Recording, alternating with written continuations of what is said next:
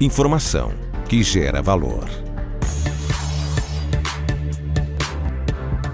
Olá pessoal, estamos no ar com Você com Dinheiro de hoje, o seu programa sobre investimentos aqui nessa parceria entre a Com Dinheiro e a BBC News, para trazer para vocês as pessoas que fazem o mercado financeiro brasileiro acontecer, para discutir aqueles temas de relevância, aqueles temas e ativos que compõem sua carteira, mas também aqueles tópicos que você não pode deixar passar, e a gente traz aqui as pessoas que nos lembram desses tópicos para tornar você um investidor ou uma investidora melhor a cada dia. E hoje nós vamos falar com o Jonas Carvalho aqui, fundador da Haik Capital, sobre o mercado de Wealth Management e um pouquinho, naturalmente, também sobre o momento e como a gente tem tocado as carteiras de investimentos no ciclo atual.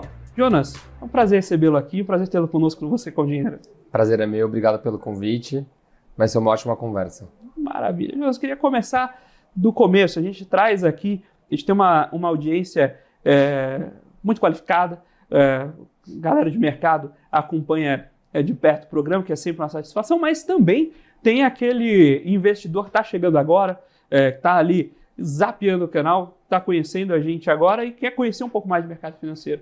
E uma dúvida que eu recebo bastante com certa frequência é justamente o que é cada segmento do mercado, que diferencia o consultor do agente autônomo, da Wealth, do MFO. Então, você que está montando tijolinho a tijolinho esse segmento de Wealth, o que é Wealth Management? Perfeito. Eu acho que essa dúvida também a gente encontra. Então, quando o cliente vem conversar com a gente, sempre fica essa dúvida do que é o que, quem é quem no mercado. E uma coisa que eu gosto de explicar para todos os clientes, eu acho que vale também de aprendizado aqui para a gente, é o Multifamily Office, o Wealth. Ele vai falar da gestão como um todo. Ele vai pensar o patrimônio do cliente como um todo. Multifamily Office, esse termo advém literalmente da Roma Antiga. Porque antigamente, na Roma Antiga, as grandes casas, que tinham uma estrutura um pouco maior, um pouco mais complexa, tinha uma pessoa que cuidava desse escritório, que cuidava dessa casa. À medida que foi sofisticando ao longo dos anos, e foi ficando cada vez mais complexo, e principalmente isso depois da Revolução Industrial, dos grandes titãs da indústria, Carnegie, etc., precisou surgir um escritório que cuidasse dessas fortunas, desses patrimônios, dessas pessoas. Então é daí que vem o termo Multifamily Office. São dessas necessidades que cada família tem. E trazendo para a realidade hoje, então o que é o Wealth, o que é a Family Office?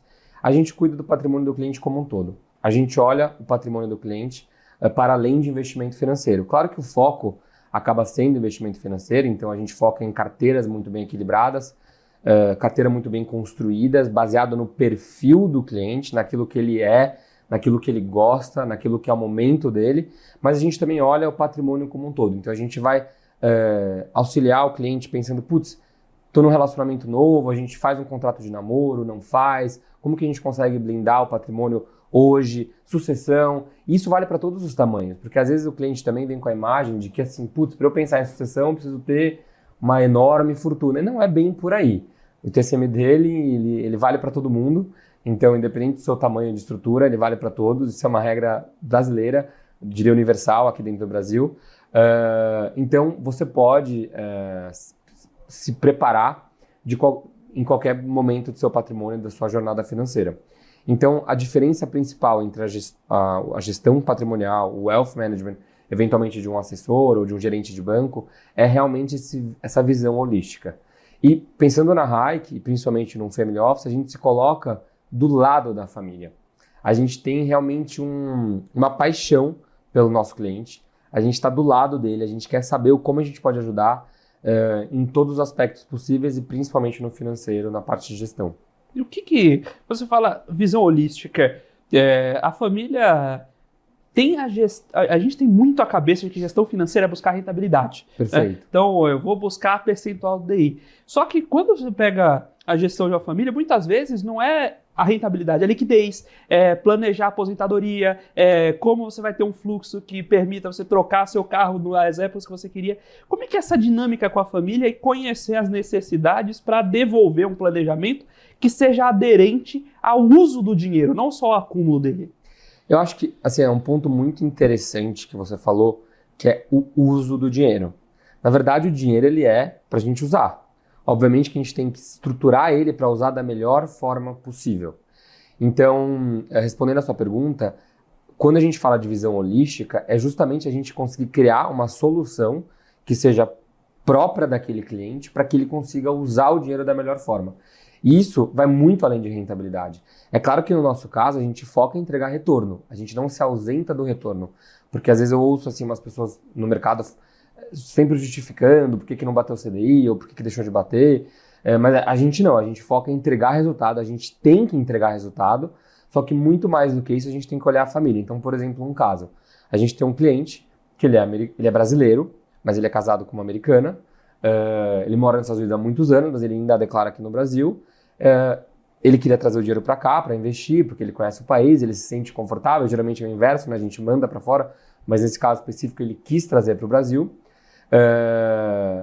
devido à taxa de juros e por aí vai. Ele quis trazer para cá, então a gente conseguiu uma forma de ser uma doação de americana para brasileiro, a gente conseguiu isentar ITCMD. Porque existia essa transferência, teria que ter pago esse ITCMD, a gente conseguiu, isso é causa ganha no STJ, e foi algo que a gente fez junto com o advogado. Então, isso é pensar uma visão holística. É a gente não olhar somente para o financeiro, para o investimento, aliás, mas a gente pensar uma solução completa. Outra solução é o que meu pai sempre fala, você ganha 100 reais, você gasta 101, você está devendo. Então, assim, a gente tem clientes com valores grandes, clientes que são profissionais autônomos, que foram crescendo na carreira e nunca pararam nem para organizar o planejamento financeiro dele. Então, é um cliente que a gente fica 2 horas, 3 horas, claramente que nenhum atualiza mensal e nem é muito a ideia, ficar guardando notinha de bala, mas o ponto é, vamos fazer uma visão do ano? Então, quanto que a gente ganha no ano? Quanto que sobra no ano? Quanto dá para aplicar no ano? Essa visão muito mais holística, muito mais completa. Então, essa é a diferença entre só buscar rentabilidade. E quando você falou sobre tamanhos de clientes, né? Quando você dimensiona, né, o lugar do Wealth Management dentro do mercado financeiro, a gente está falando de clientes com que target de patrimônio? Eu acho que hoje no Brasil, a gente tem com a tecnologia, a gente teve a possibilidade de atender muito mais clientes com qualidade. Então, hoje um cliente de 500 mil, 300 mil, ele pode sim pensar o Wealth. É claro que talvez o cliente de 300 mil, a complexidade hoje é menor do que um cliente de 10 milhões, por exemplo, ou de 20 milhões. Você vai ter que pensar outras estruturas, outros tipos de investimento. É um dinheiro que ele vai ter uma carteira de renda fixa específica, porque você já começa a quebrar todas as travas de FGC e por aí vai. Então, assim, são necessidades diferentes, mas mesmo um cliente de 300 mil, ele pode pensar o Wealth. Por exemplo, na Raik, a gente tem clientes que começaram com 200 mil e hoje tem 1 milhão e é uma grande felicidade para nós ver esse crescimento. Então, pensando, eu posso responder mais pela gente hoje. Pela gente, a gente pega clientes de inúmeros tamanhos e cada um com a sua determinada complexidade. Aqui existe um próprio modelo de... em que momento a escala do patrimônio passa a fazer sentido? Como é que vocês, por exemplo, qual o modelo de negócio de vocês? Como é que vocês cobram por esses serviços? Perfeito, acho que essa é uma pergunta muito pertinente também, porque tem uma grande diferença e hoje no mercado a gente tem 3 principais modelos e é muito importante a gente deixar claro o que é cada modelo dentro da estrutura do mercado financeiro na parte de gestão patrimonial. Então, primeiro a gente vai ter o que a gente já está bem acostumado, que é o gerente de banco. E aqui, Felipe, vou falar dos 3, mas assim, não existe certo e errado. Acho que o cliente que escolhe, o mercado é muito grande, então cabe ao cliente escolher o que faz mais sentido para ele, o que ele fica mais confortável. Mas a gente tem 3 modelos principais, que primeiro seria o gerente de banco. O gerente, seja private, seja ultra high, ou seja personalité, prime, enfim, ele tem o produto do banco, eventualmente, como principal foco. Então, enfim, acho que eventualmente ele vai acabar precisando, optando mais por focar no produto do banco. Existe o modelo do agente autônomo, que é um modelo muito legal também, acho que já trouxe uma grande... aumentou a pluralidade de investimento, porque você pega a XP hoje, é um supermercado de investimentos, digamos assim, então tem muito produto, mas ele acaba sendo comissionado pelo produto que ele vende ou que ele coloca na carteira do cliente. E existe o modelo fee-based, que é o modelo que a gente trabalha. Então, respondendo, o cliente nos paga direto. Então a gente recebe um percentual do que a gente administra do cliente, ele nos paga diretamente. Qual que é a diferença? Eu não olho comissão, eu não olho ROA, não olho nada. Quando eu olho produto para o cliente, eu foco em duas coisas. Primeiro, o que ele precisa, o que ele quer, o que ele se sente confortável e rentabilidade. Então, obviamente, ajustado ao risco que ele está disposto a correr, mas o ponto é, a gente foca no cliente. A gente não vai olhar a comissão, eu não vou olhar o que paga mais ou paga menos, porque para mim isso é indiferente. O cliente que me paga direto. Inclusive, nas plataformas como XP e BTG, essa comissão que iria para o agente autônomo volta para o cliente. Isso ele vê no extrato. A gente, por lei, não pode ganhar comissão de produto. Se eu ganhar alguma comissão, eu perderia minha licença. Então, é muito interessante. E esse modelo do fee-based, na verdade, ele é muito grande nos Estados Unidos. Ele é o maior modelo nos Estados Unidos. Acho que 80% do mercado ele é fee-based nos Estados Unidos. Reino Unido, Austrália, Holanda, Índia, é proibido esse modelo de comissão. Porque tem um custo social muito grande. Além do custo, naturalmente, pelo cliente, tem um custo social muito grande. Mas é claro que a gente tem que conversar sobre custo, sobre pagamento com o cliente. Então, realmente a gente está desbravando um mar, um oceano azul, de certa forma, porque são poucos ainda que fazem isso, não está massificado, vamos colocar assim. Só que, por outro lado, a gente tem que explicar tudo isso para o cliente. Então, é um processo longo. Mas, para nós, a gente não conseguiria ser diferente, porque o nosso foco realmente é escolher o melhor produto. O commission-based, se eu estiver errado, você me corrija, mas por favor. O commission-based, provavelmente eu não vejo o desembolso do pagamento, né? Eu invisto num fundo, o fundo tem a taxa de administração, já vejo a cota líquida, e o gestor, no caso, o administrador tecnicamente, mas na prática o gestor, devolve parte desse dinheiro para o distribuidor, né? Então eu não vejo esse dinheiro saindo do meu bolso. Você não tem dificuldade na hora de explicar ali para o seu cliente que ele vai ter que agora pagar um FII, que ele tem que pagar um FII? A gente tem bastante dificuldade, mas eu vou te falar que eu nunca deixei de fechar um cliente por pagamento. Então, eles não, assim, graças a Deus, de todos os clientes que eu falei hoje, poucos não fecharam, mas a questão nunca foi o pagamento, mas claramente que isso envolve toda uma explicação. É um pouco mais complexo, concordo, mas a gente não conseguiria trabalhar de outra forma. De novo, existem fundos de renda variável, por exemplo, que eu gosto muito, que eu conheço os gestores, estão totalmente adeptos ao value investing, que é o perfil, o jeito que eu gosto de investir, que eu acredito que dá resultado.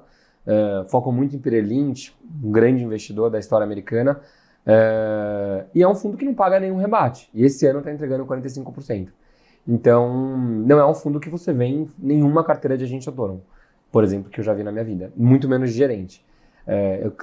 Carteira gerente que eu já peguei foi carteiras de 4, 5 milhões com 3 ativos. Um CDB do banco, uma LIG do banco e um fundo do banco. E aí, a diversificação de emissor tá maravilha também, né? E daí o cliente fica com medo do outro banco privado maior quebrar, mas assim, não olha a carteira dele que só tem um emissor. Mas isso faz parte do jogo, a gente explica. Mas realmente, respondendo a sua pergunta, tem um processo de educação que a gente tem que fazer. E como essa própria intermediação com o banco? Porque quando você recebe, eu imagino que muitos dos clientes que você acaba tendo contato foram clientes, por exemplo, que vieram podem vir de agentes autônomos, mas muitas vezes vêm de private bancos. Né? Como é que é essa conversa com eles, a interlocução para você eventualmente repensar os produtos que estão alocados lá no banco? Você consegue, você vai lá, prepara, você faz o pré-meeting com ele, né? Você vai lá, monta uma reunião para simular, para instruí-lo como conversar com o banco, ou você vai no banco com ele. Como é que é essa dinâmica fazendo esse fade out de modelos? Perfeito. Acho que você falou uma coisa também que é interessante e chega a ser engraçada, que é o fato de que eu já tive que, pessoalmente, mais de uma vez, no banco para fazer a TED. Primeiro ponto. Então, ele estava saindo de um banco indo para outro, porque a gente não é, diferente do agente autônomo ou do gerente, a gente não tem obrigação de trabalhar com nenhum banco. A gente pode escolher, então a gente trabalha com múltiplos bancos e corretoras, enfim, a gente não tem uma obrigação de ter uma exclusividade. Dito isso, nesses casos específicos, estavam saindo de um banco A indo para o banco B e o gerente não fazia transferência de forma nenhuma. A gente teve que ir até lá na boca do caixa e era cliente de private, mas tivemos que ir até na boca do caixa, na agência dele, enfim, fazer essa transferência. Então, só um ponto. Mas sim, acho que tem um processo aí de fazer essa transição, vamos colocar, mas quando o cliente ele já topou, ele já está disposto a conhecer o nosso trabalho e, de fato, contratar a gente, quando a gente manda a nossa carteira, a gente faz a nossa reunião para falar disso, de planejamento patrimonial, explicar a carteira, a lógica da carteira, é difícil, assim, o cliente, ele já nem pensa mais no passado, entendeu? Porque são carteiras muito diferentes. Então, assim, graças a Deus, quando a gente pega e compara as carteiras, não tem muita comparação. O nível de detalhe que a gente vai é muito, muito mais profundo. Porque mesmo em renda fixa, quando a gente fala de renda fixa, você tem que pensar emissor, você tem que pensar rating, você tem que pensar CDB para quem o banco está emprestando. Então é muito mais além do que só comprar um CDB na plataforma, entendeu? Porque aquilo, cisne negro acontece. A gente viu inúmeros casos no Brasil de empresas que eram até então sólidas terem problemas. IRB, Americanas, enfim. Então a gente tem inúmeros casos desse no Brasil. Então a gente tem que diversificar, tem que saber diversificar, porque também só a diversificação não dá resultado às vezes. Então você tem que saber como fazer a diversificação. Então quando a gente chega nessa derivada com o cliente, ele já está confortável. E graças a Deus também a gente não teve problema com nenhum deles. E lembrando que quando o cliente muda para o nosso modelo, a conta sempre vai ser no nome dele. Nunca vai depositar na minha conta ou na da empresa, não tem nada a ver. A conta é no nome dele, a senha é dele, é pessoal intransferível. Existem corretoras que só pode se transferir da próprio CPF para a CPF, da conta de investimento. Então, assim, é muito seguro nesse sentido. Então, o cliente não fica com medo ou fica com receio. Aí, quando a gente fala em diversificação funcionar, você que está nos assistindo, não adianta você comprar CDB, vou diversificar, vou comprar 4 CDBs de 4 financeiras que só financiam veículo usado. Exato. Ao mesmo tempo. Aí o negócio de veículo usado quebra, se desmancha, né, tem uma redução de PI e todas as financeiras quebram de uma vez. Pessoal, mas isso que ele está falando é mentira. Pessoal, no começo do ano, 2 financeiras quebraram na mesma semana. Né? Então você tem que pensar a diversificação olhando melhor o ativo do que simplesmente se o nome é diferente. Né? E nessa de o nome diferente.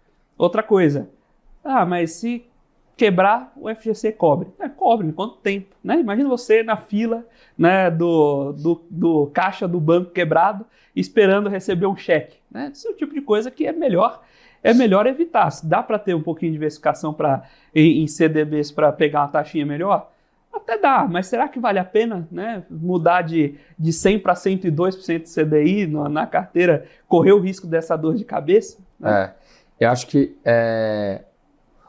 uma coisa que a gente frisa muito na empresa é, primeiro, o mercado financeiro, acho que ele é envolto num certo glamour.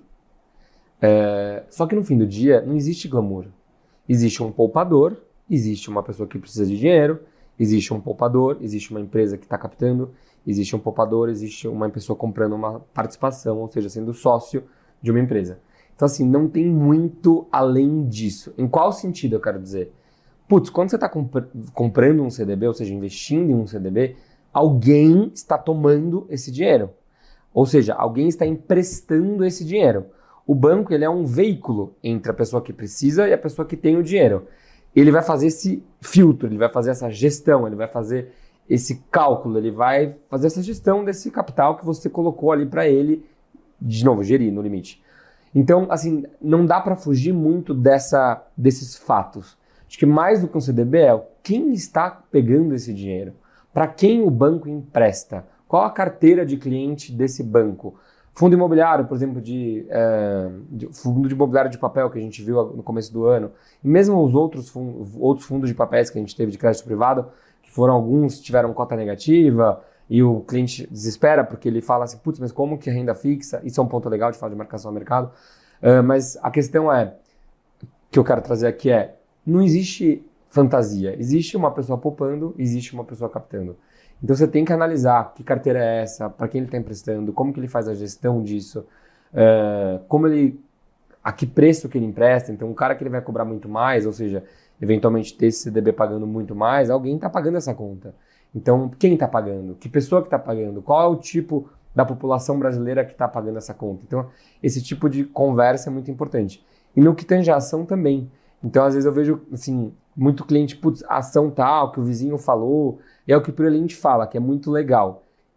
Pirelli, quem era essa pessoa? Ele era um gestor de ações, ele criou um fundo nos Estados Unidos, ele performou, se não me falha a memória, coisa de 29% ao ano, tanto que ele ficou quase 12 anos com o fundo, depois ele acabou até fechando porque ele falou que ele não ia conseguir entregar o próprio retorno. Ele é um cara que escreveu diversos livros, tem um deles que chama One Up on Wall Street, que é muito bom, por sinal. Ele fala como ele investia, mas o ponto é, ele brincava que quando ele chegava num jantar e ele era a pessoa que as pessoas olhavam com dó, meio, putz, ele é o gestor de ações, meio estranho, era hora de comprar. Quando ele chegava num jantar, ele era o foco, todo mundo queria conversar, o vizinho comprou tal empresa vai subir, não para de subir, é o investimento da minha vida, era hora de vender. Então, quando a gente fala de ações, é a mesma coisa. Não tem muito suspense, não tem muito sobe e desce, é muito mais longo prazo. Quando a gente fala de comprar ação na nossa companhia, a gente pensa no mínimo um ciclo econômico, coisa de 6, 7 anos. Nunca vou induzir um cliente a comprar uma ação pensando em 2 dias, pensando em um mês, pensando em um ano, isso não existe. Então, é muito legal assim, quando você começa a trazer a realidade. Você pega o Warren Buffett, entregou 19% ao ano, o melhor investidor do mundo, vamos ter expectativa realista. Acho que é assim que a gente trabalha. Quando você comentou, né, de pegar um ciclo de ações, eu acho que tem uma pergunta que eu queria guardar para o segundo bloco, mas eu vou fazer agora, porque a gente vê muito noticiário, muita informação em torno de renda variável. E aí você abre a carteira dos fundos de investimento no Brasil, a gente está falando de 6 trilhões de reais em assets alocados e uns 400 bilhões em ações, ou seja, a gente está falando de 7% do mercado é renda variável. E eu vejo isso se transmitindo para a relação entre picking do ativo e asset allocation. A gente pensa a carteira, a gente gasta muita energia contando os casos de picking, mas muitas vezes o retorno da carteira fica concentrado em qual classe de ativo você vai alocar. Você que está dentro dessa gestão de fortunas com essas... não vou usar fortunas para não parecer um termo espalhafatoso demais, mas gestão de patrimônio com essas famílias. O grosso da discussão, o grosso da seleção está no asset allocation ou no picking dos ativos? Muito interessante essa pergunta. E a minha resposta é depende. Por quê? Se for um cliente que ele tem uma preferência específica por um ativo ou ele tem um conhecimento específico que deixa ele confortável para a renda variável, você pode condensar mais na renda variável dentro de uma estratégia específica. O mesmo vale para a renda fixa. Então, aquele cliente que não tem ojeriza, tem aflição, não gosta da oscilação, da volatilidade, por aí vai, a gente foca na renda fixa. Mas a grande maioria do cliente não sabe o que ele gosta. Ele confia na gente, na Hike. Para isso, a gente tem que olhar o macro. Então, quando você pega o Warren Buffett, por exemplo, é um cara que vai falar, não, compra a renda variável. Compra o ETF, isso é muito interessante também, porque você pega os Estados Unidos, isso são dados frescos, você pega desde 26, o S&P com dividendos entregou 10%. O título privado, ou seja, uma dívida de uma companhia privada, 5,5%. O T-Bills, 3,9%, se não me falha a memória, e aí o TIPS da inflação, coisa de 2,5%. Onde eu quero chegar? Se você realmente compra o tal do ETF da Bolsa, vai subir mais que tudo. Por isso que o Warren Buffett fala, não faz gestão, compra o ETF. Já no Brasil, não. Se você pega 94 plano real, 99 metas da inflação a partir de 2000 ano cheio, com algum dado sem ruído, com menos ruído, aliás, porque a gente tem a meta da inflação, você vai ver que a Bolsa entregou em torno de 8% desde 2000, o CDI 12% e a inflação, se não me engano, 4,5%, agora não me lembro agora, exato. Então, onde eu quero chegar? No Brasil, você precisa ter gestão. E por que eu estou falando tudo isso? Porque quando o cliente ele entra confiando na Hike, ou seja, ele fala, putz, não sei, façam, óbvio que ele quer aprender, a gente tem que olhar o macro. Então você precisa acabar surfando os ciclos econômicos. E mesmo nesse caso é muito menos emocionante do que parece. Então, por exemplo, ano passado, a gente olhava o mercado, a gente tinha uma opinião que a taxa de juros não ia ficar como estava. Muito mais simples do que inúmeros fundos falam e acabam não performando, mas sem aquela firuleza toda. O ponto é, a gente enxergava que a taxa de juros não ia poder ficar naquele valor, porque é insustentável para a economia brasileira, a não ser que a gente tivesse um problema de literalmente quebrar o país. Então, assim, não era sustentável. Eu cheguei a pegar pré-fixado para cliente a 17% ao ano. Então, a gente tem carteiras que a gente pré-fixou muito mais. E dessas carteiras, a gente pré-fixou, por exemplo, pré-fixou título público, que agora a gente está ganhando também no PU, além do que a gente já contratou de juros. Então, onde eu quero chegar?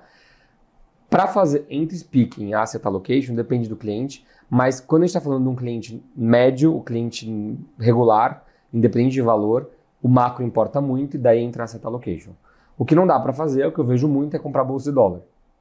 Então, o cliente, assim, vem às vezes a gente autônomo, que o cara vende aquela coisa, tal, do COI, da estruturado, bolsa de dólar com relação negativa, nunca vai gerar alfa, entendeu? Então, isso não dá também. Por isso que o macro interessa. Porque você tem que tomar um partido. Só que diferente de falar, apostar fielmente numa coisa específica, assim, que...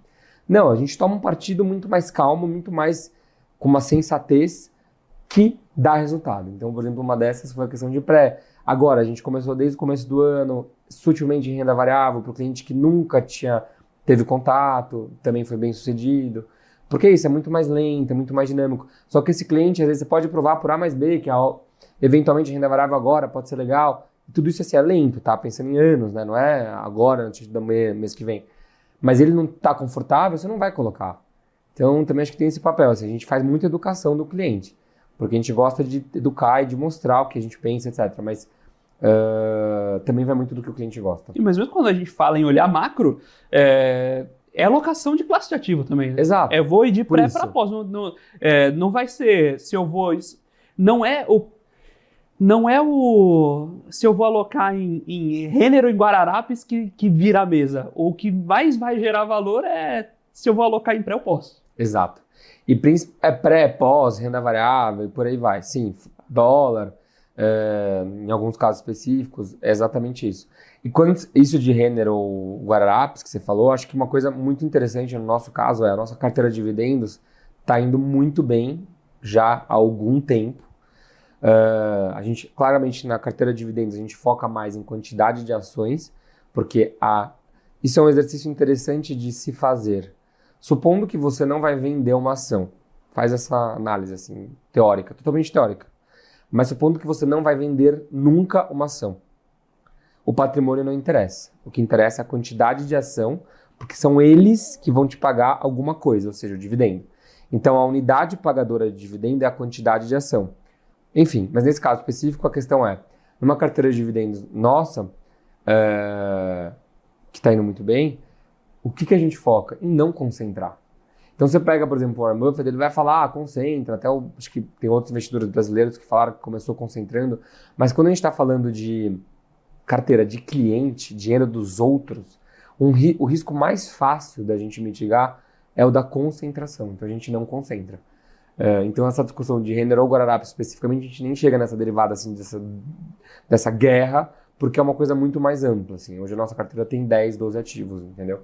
Um universo de cobertura de 30. Maravilha. Estamos batendo esse papo aqui com o Jonas Carvalho, sócio fundador da High Capital, sobre o mercado de Wealth Management, sobre, naturalmente, um pouquinho dos ativos, como olhar uma carteira de investimentos, a gestão de patrimônio no médio e longo prazo e pegar um pouquinho desses insights, beber um pouco dessa fonte em como compor e pensar a sua carteira de investimentos também. E por que não, se o seu momento tá para um wealth, tá para um agente autônomo, tá lá para o gerente de banco, então a gente ajuda a pensar aqui todos os dias no Você com Dinheiro. Agora nós vamos para um breve intervalo e daqui a pouquinho a gente está de volta com o segundo bloco do Você com Dinheiro de hoje. Até já!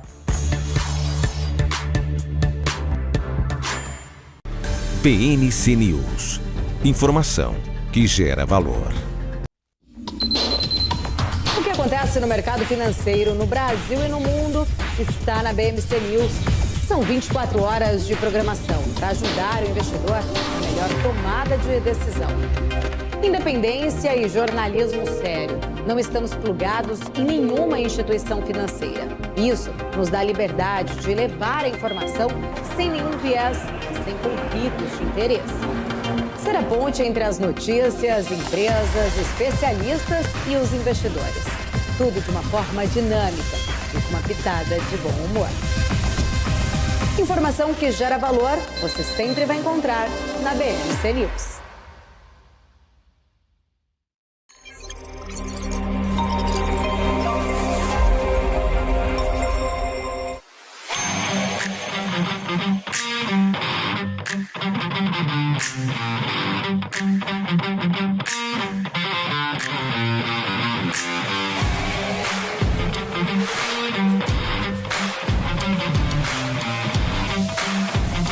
Vortex. Ion.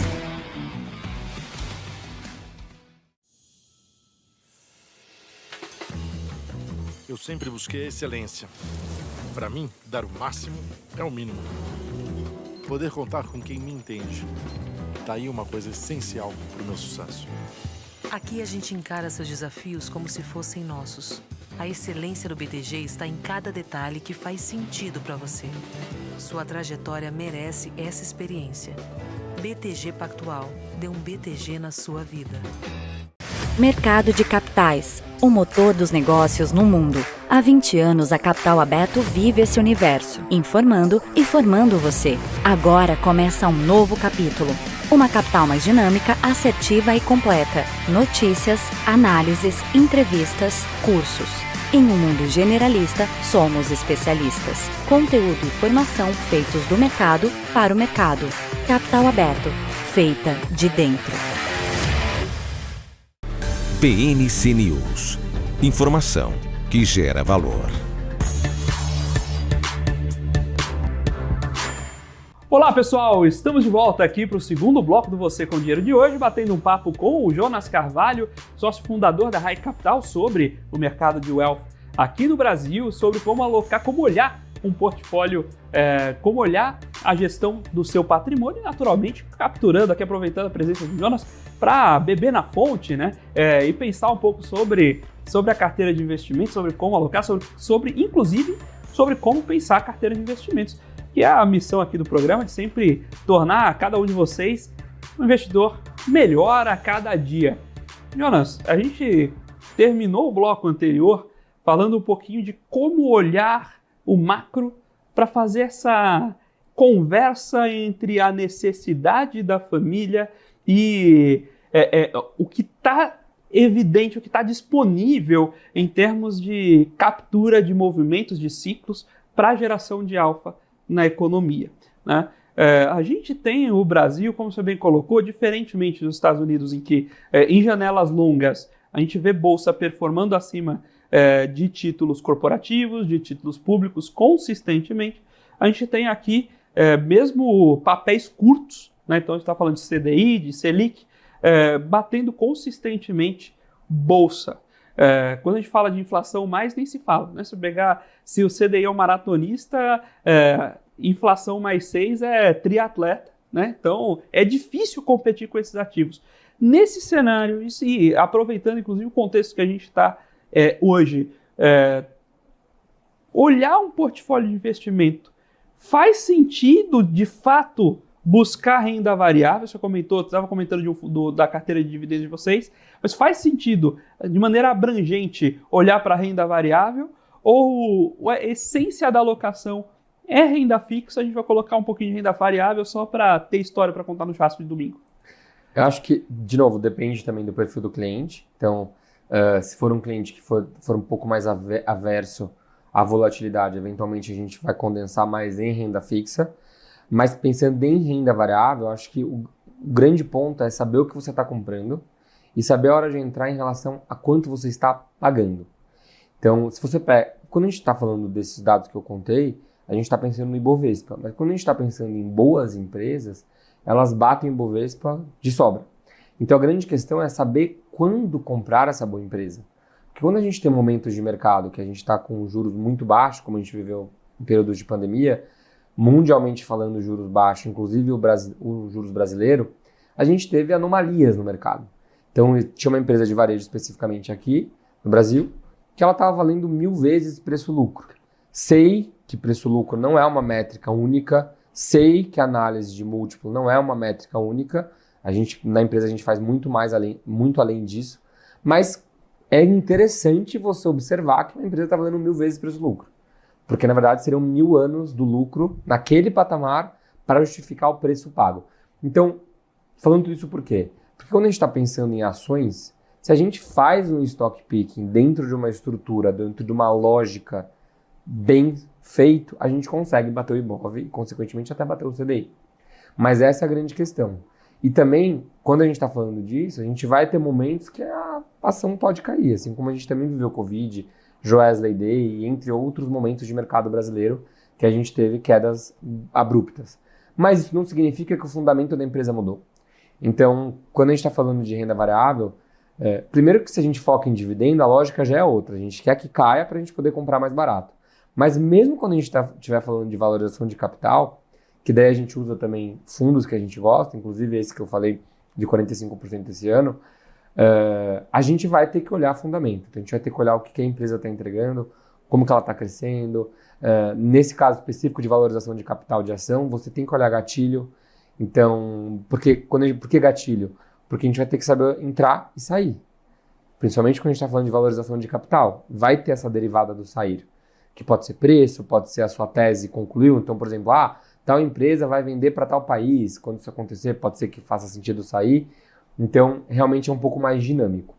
Quando você comentou sobre, eventualmente, a ação pode cair. Mas tem um outro fator que eu acho muito interessante, que é a visão de que na renda fixa não cai. E aí tem um pouco a ver com o que você provocou no primeiro bloco, da diferença de marcação a curva e a mercado, né? Então, deixa eu passar essa bola para você, quem está aqui para responder é você. Renda fixa é sempre fixa? Acho que essa é uma ótima pergunta e uma bola que tem que responder. Mas não. Quando você contrata uma renda fixa, quando você contrata um CDB, quando você você investe no CDB, você contratou juros pelo período que o investimento te entrega. Então, literalmente um contrato. Então, você contratou esse juros específico por esse tempo específico. Então, isso você vai ter, seja o pré-fixado ou pós-fixado, que vai ter um indexador, então tem uma referência, você vai ter esses juros que você contratou. Mas durante esse período, aquele título varia. Então, o preço daquele título varia a mercado. Eu tento trazer um exemplo, que sinceramente não sei se é o melhor, mas é o que eu sempre tento explicar para cliente, que eu tenho 2 imóveis dentro de um apartamento específico. Então, aqui o apartamento é igual. Então, o prédio é igual. Então, eu tenho 2 apartamentos dentro desse prédio. Por alguma razão, ele está reformado, ele está mais bonito, sei lá, por alguma razão, e são tamanhos iguais. Ele te paga 1% ao mês, supondo. E um outro apartamento, ele por alguma razão, tá mais depredado, enfim, ele te paga 0,5% ao mês. Qual vai valer mais? A esse exemplo simples, a gente poderia dizer que o qual vai valer mais é o de 1%. Isso é a mesma coisa para a renda fixa. Então, durante esse período que você contratou, ele vai variar diariamente. Então, um título, por exemplo, que você contratou a 17% ao ano no ano passado, hoje ele vale mais a mercado. Porque como ele está pagando mais do que o mercado está entregando hoje, ele é mais valorizado. Então, aqui eu estou tentando explicar de forma mais fácil de entender, mas esse é o conceito de marcação a mercado. E é muito interessante, porque isso importa, porque se a gente olhar essa carteira marcada a mercado, ela vai variar muito mais. Isso é muito interessante no mercado americano. Porque daí você começa a entender o porquê que a renda variável, a Bolsa brasileira não chega nem a $1 trilhão e a Bolsa americana bate 43 trilhões de dólares. Fora o fato de que a economia americana é a maior do mundo, né? Mais desenvolvida, a maior, enfim. Mas um outro ponto também é porque eles têm mais aderência, eles estão mais acostumados com a volatilidade. Então lá você pega qualquer renda fixa, marca mercado. Então o cliente ele sempre vai ver a volatilidade, ele tem que se familiarizar com esse conceito. Ele não vai ver só aquela coisa subindo. A gente aqui está caminhando para passar a marcar os ativos a mercado, né? Mas tem esse ponto de dificuldade adicional, que é de fato o investidor entender que com a oscilação da taxa de juros, o que você contrata, não só a taxa de juros, a própria mudança de dinâmica da empresa. Quem não se lembra ali da RDVT11? Com certeza. Você tem um fluxo de pagamento prometido até o fim, mas se no meio do caminho a situação da empresa piorar, outros compradores não aceitariam aquela mesma taxa. Então Exatamente. Você vai ter que ir ao mercado aceitar o preço que te paguem. Exatamente. Isso é um ponto muito interessante também, porque às vezes eu vejo clientes que chegam com uma carteira cheia de debenture. Debenture é um título que uma empresa emite para captar dinheiro. Então, de novo, voltando à conversa do bloco 1, que o mercado financeiro sempre vai ter uma pessoa pegando dinheiro, não é aleatório, essa é a empresa que captou. Então, o risco é a empresa. Então, às vezes, o cliente ele não é confortável com o risco da ação, mas ele entra no risco da empresa, emprestando dinheiro para ela via debênture. Claro que o acionista ele não receberia nada caso a empresa venha à falência, o credor ele tem alguns direitos, alguns não, tem direitos, né, diferente do acionista propriamente dito, mas no limite o risco é a empresa. Então é muito interessante também porque isso precisa ser passado, né? O cliente tem que saber o que ele está comprando. Exatamente, sem contar que se por um lado, numa eventual quebra, o acionista fica atrás na fila, às vezes não tão atrás, porque tem aquela debênture de garantia quirografária que você quase toma o risco do acionista, mas você não ganha o ponto positivo da ação, que é, no eventual performance excedente da companhia, a debênture vai ficar preso. Né? Então você toma o risco corporativo sem tomar o bônus da participação no período positivo. Né? E é muito importante que o investidor saiba disso, tenha essa consciência e lembre que na hora que você for sair do seu investimento, então se você está assistindo a gente, tem uma carteira administrada com Elf, pergunte se sua carteira está sendo marcada a mercado. Porque senão não adianta se marcar pela curva, mas eu vou ficar até o final. Se você precisar resgatar antes, né? É super importante, você está assistindo a gente, é super importante que você saiba se a sua carteira, quando você vê a rentabilidade da sua carteira, ela está marcada pela curva. Porque o que importa na hora que você for sair é o preço, o preço de mercado. Então o que importa para você, no fim do dia, o saldo que importa para você é o que está marcado a mercado. Com certeza. Mas lembrando também que se levar até o vencimento, ela vai ter o que ela contratou e o que está marcado na curva. E um ponto interessante também de frisar é que quando você está no modelo de comissão, modelo comissionado, o agente autônomo, o agente financeiro que está te atendendo, o gerente, etc., ele vai ganhar um spread. O que é o spread? A empresa captou a 6% ao ano, vamos colocar aqui, dando exemplo aleatório. Então, o retorno daquele título seria 6% ao ano. Mas, quando você contrata aquele título, ele está 5%. Por que ele está 5%? Porque essa comissão, quando ele sai, quando vai para o agente autônomo essa comissão, é como se você tivesse alocado, ao invés de ter alocado, sei lá, 100 mil, você vai alocar 99 mil, porque esse spread foi de comissão para o agente autônomo. Então, onde eu quero chegar? Quando a gente está falando de marcação a mercado, porque também eu acho que no Brasil não avançou tanto, foi que um dos pontos é porque o spread, ele marca mercado. Então, o cliente contrata... Tem rendas fixas em plataformas de empresas conhecidas que chegam a pagar 3% no clique. Então, onde está a questão? Quando o cliente contratou no 100 mil reais ou o valor que fosse, no dia seguinte ele teria o valor aplicado menos 3%. Então ele ia ficar, como assim que eu tenho menos 3%? Isso é o spread. E no nosso modelo a gente não cobra spread.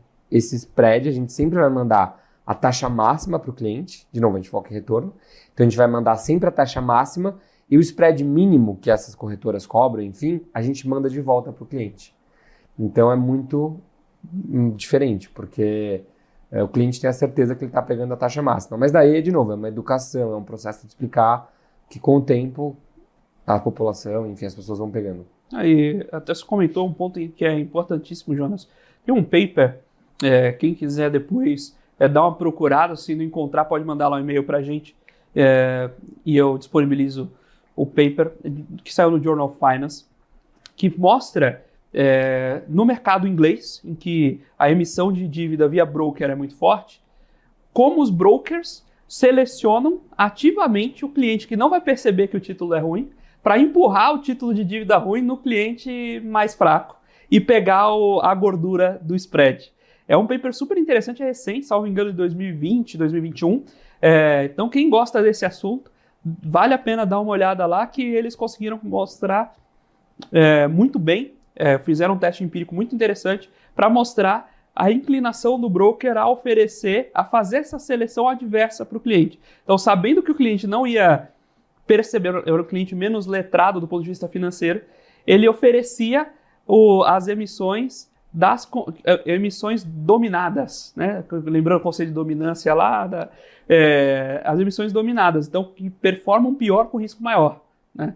Isso é super interessante de ver, e esse é um debate global sobre o modelo commission-based.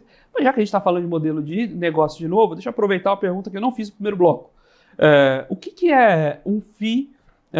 Naturalmente eu vou puxar o caso de vocês, porque você conhece bem, mas o que é um FII esperado para um modelo de wealth? A gente está falando de 2 pontos ao ano, 2% ao ano, 0,5% ao ano. Como é que esse modelo de negócio é mais ou menos desenhado?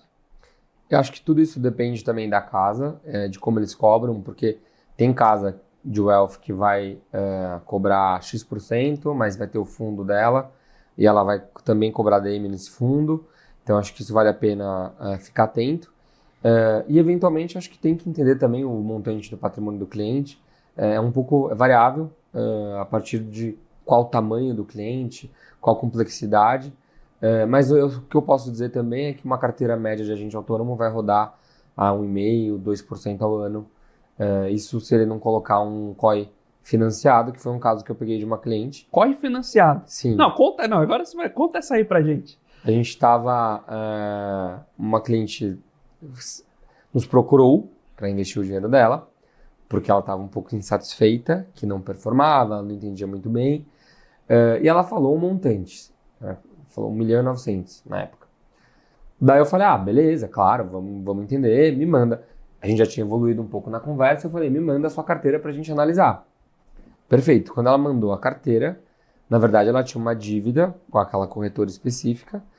Obviamente que a dívida ela termina junto com o final do COI, mas no patrimônio dela não é 1.900.000, é 1.500.000. 400.000 ela está devendo para essa corretora, de novo, vai netar junto com o final do COI, e ela vai ficar com a diferença, que no caso ela estava perdendo. Então, obviamente a comissão desse produto deve ter sido bem diferente, bem alta. Então, assim, acho que são casos bem pertinentes. E nesse caso específico, é legal também lembrar que essa cliente, ela trocou ela vendeu um imóvel, comprou outro financiado e ela queria pagar com os juros da aplicação, que é uma ideia relativamente interessante. Claro que você tem que ter uma derivada maior de análise de liquidez, de taxa que você vai prefixar, porque o risco aumenta, porque você tem um compromisso a pagar. Mas o ponto nessa carteira específica, ela tinha metade, assim, além desse 1.500.000 que sobrou, metade era uma letra financeira de um banco que nem é dessa corretora, são concorrentes, mas provavelmente na época deve ter sido uma promoção no sentido de um foco, assim, se você captar tanto, você vai ser premiado, enfim. E o agente autônomo colocou um caminhão de dinheiro em uma só letra financeira. Então é bizarro, assim, é uma coisa bem diferente, assim, porque a gente jamais faria isso. E, quando a gente pensa numa estrutura dessa, né, você naturalmente deve olhar tanto o ganho que ele teve no financiamento quanto no COI, né? Eu conheci um caso semelhante, até achei interessante você levantar, porque eu conheci um caso muito semelhante, inclusive conheci o agente que fez a operação, e foi a última operação que ele fez. Ele saiu da casa porque ele ficou... Ele cruzou um pouco uma linha, né? Então ele ficou, poxa, não sei se é por aí. E naturalmente existem perfis e perfis sempre. Então, claro que entender e conversar com o seu broker, seja ele no papel que for, é super importante. Então, a gente sempre brinca aqui que é como se é um médico, né? Você não precisa ser médico de formação, não precisa fazer medicina. Mas se você vai no médico com o braço quebrado e te dá um antialérgico, você precisa saber minimamente que alguma coisa está estranha, né? A mesma coisa com aplicações financeiras. Se você vai fazer uma aplicação, te vender um COI financiamento, vamos lá, que isso ligue algum alerta para que você também pare para refletir. E aí eu vou devolver também outro ponto. A gente falou bastante sobre patrimônio, sobre pensar o patrimônio como um todo, o uso do dinheiro como um todo, e você acabou trazendo esse ponto do financiamento, que eu ia perguntar no primeiro bloco e pulei. Como é que você olha também essa relação com dívida. Se você tem uma família que está começando, às vezes ela tem dívida mesmo financeira. Mas muitas vezes, olhar a dívida, como você trouxe o caso, é interessante. Você pode você pode tomar um crédito pré a um custo subsidiado de alguma forma, né? Especialmente imobiliário, que tem o subsídio indireto de poupança, e conseguir travar, idealmente com duration casado, o que não é simples, né? Mas casar um investimento que compense. Vocês olham também essa vida financeira mais ampla e aí olhar se eventualmente faz o sentido você usar uma estrutura de dívida para compor o seu patrimônio? Sim, fazemos. Vou te responder, mas só voltaria no que a gente estava falando para terminar um ponto. Quando a gente eu sempre uso esse exemplo. Do médico, tem o juramento de Hipócrates, que a gente acredita que o médico vai ser ético. E acho que vale a pena sempre ouvir 2, 3. Mas em finanças, eu acho que é uma coisa muito curiosa. Porque quando você vai numa loja, você tem inúmeros produtos. Claro que vai ter um produto que o vendedor vai ganhar mais comissão e outro menos. Isso existe.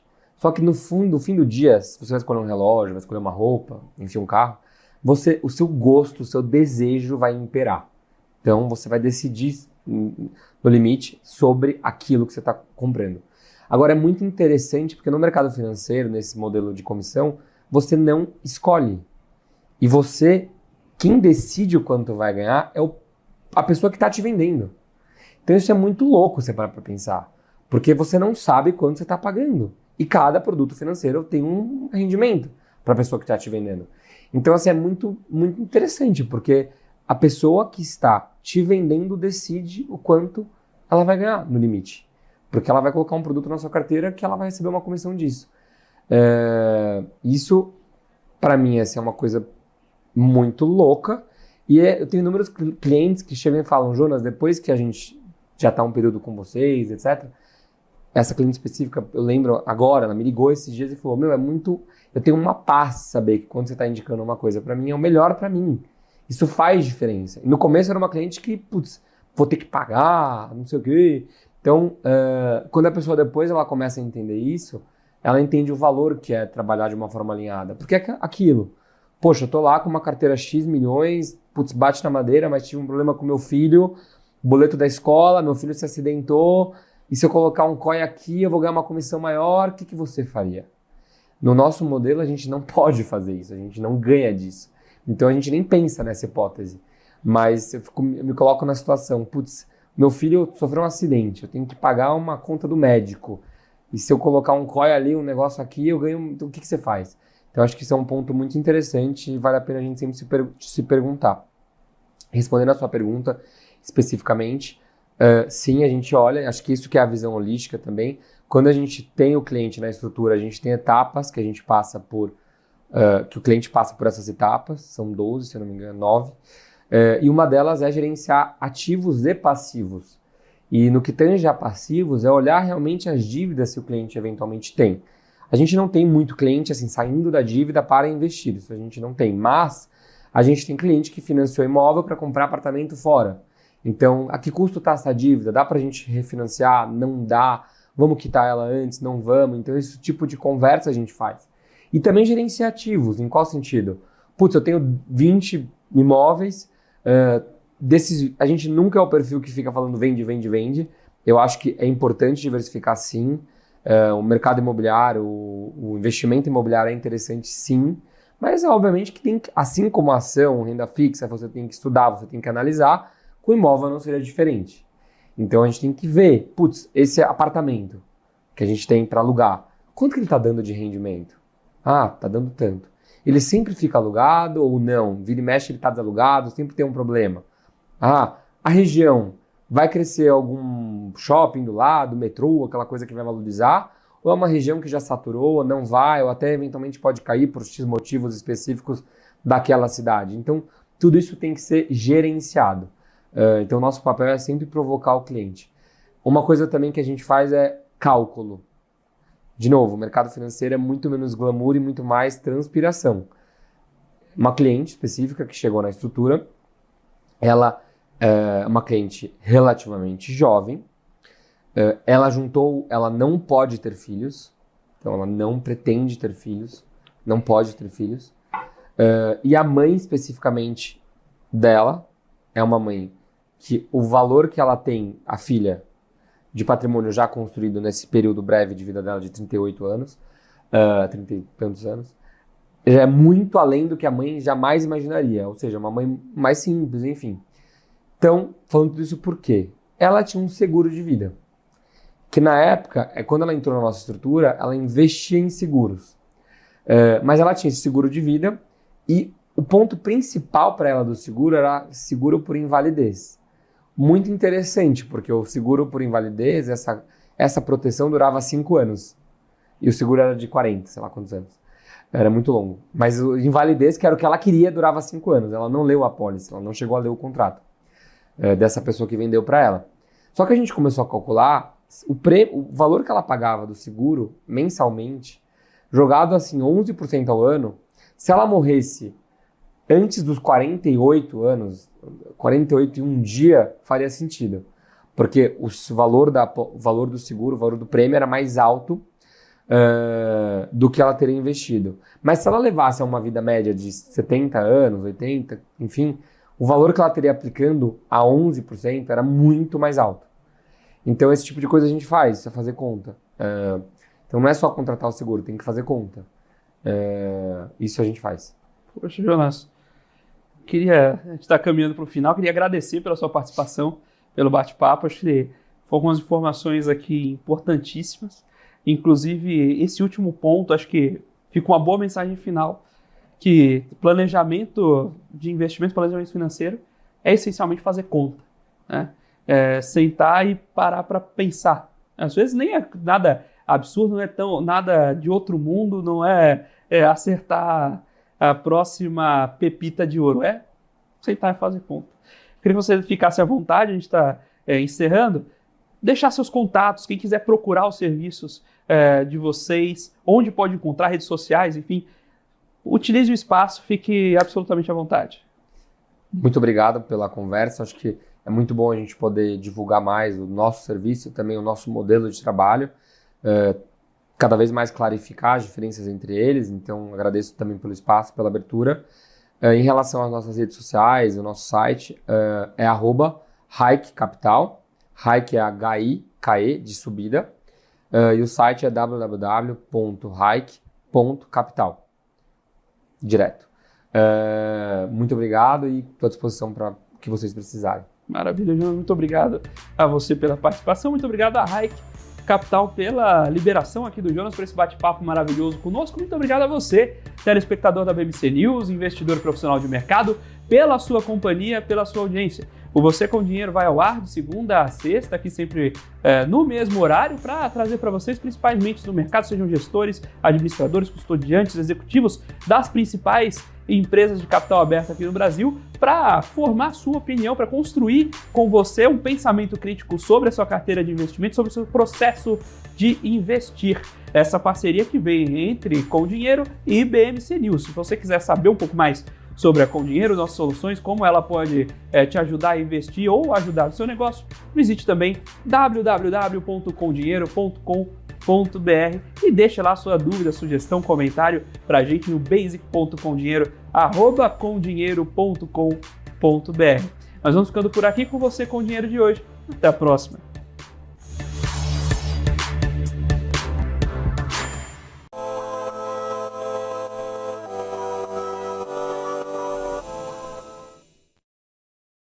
BNC News. Informação que gera valor. Você chama o governo Lula de nazi-lulista. Que busca ficar quietinho na família. É um drama criado por monstros. Mais complicado. Territórios maiores. Plataformas em si, vale lembrar por que isso acontece.